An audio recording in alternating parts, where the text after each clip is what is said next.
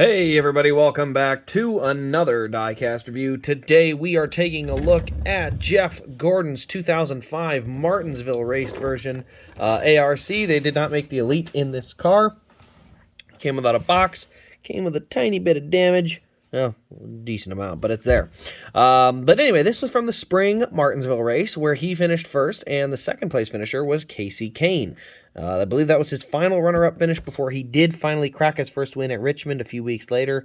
But yes, this was actually one of the few times Kane ran well at Martinsville. He was not typically very good there, so I don't know if they played a strategy game, but they ended up out, close enough to the front, but not near close enough to win anything. So, but anyway, let's go ahead and take a look at this car here.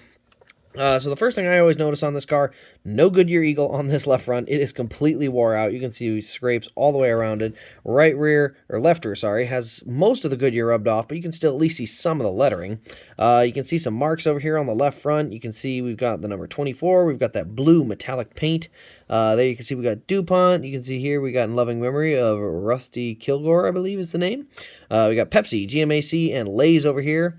You can see the burnout mark there, and then it is a Nextel Cup Series race.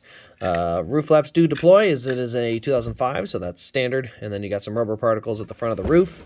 To the back, we've got DuPont industrial coatings, and then a little bit of stuff kind of on that back bumper there. There's our fuel cell in the back of the car, and then we got DuPont, the miracles of science there. Once we get over to the right side, this is where you have some of the neat or more custom options. You can see there's no right side window. That has kind of been taken out. That is a custom thing that was done to this car. Obviously, we also have the tire marks back here on the left rear corner, right rear corner panel. And then you can see nice wheel mark right there on the middle of the door here on this right side. Both the Goodyear Eagles are in good shape. None of them have been beat up, but we do see some pretty significant tire marks over here on the front right corner. So you can see we got some marks here, we got some tape here, we got some more tape up here on the headlight. You can see the headlight got peeled back. That might actually be a chip paint there. So a little bit of chip paint there, I guess, that I'm not aware of. So, unfortunately, it came without a box, so that's, that's just kind of how it came. But once you get to the nose, you can see we got our valence down here and all the marks that went with that, along with the different grill openings for cooling the brakes and the radiators and all that. There you can see DuPont on the hood, and then we got the tape holding down the hood pins.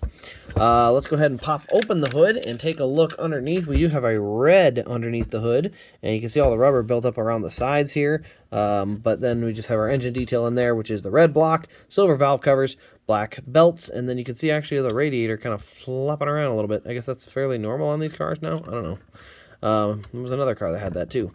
But yeah, so we do have the radiator there, but yeah, overall some pretty solid detail to it. It is a standard though for a Gen 4, but the Gen 4s were really good looking race cars, so that's by no means an insult when they say it's another Gen 4. So anyway, that is really all there is to show on this diecast.